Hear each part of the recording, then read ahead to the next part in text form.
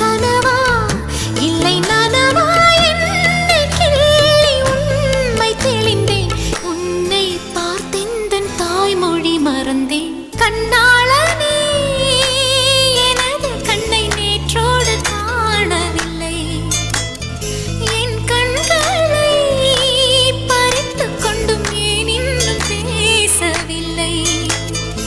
ஆளான ஒரு செய்தி அறியாமலே அலைபாயும் சிறு பேதை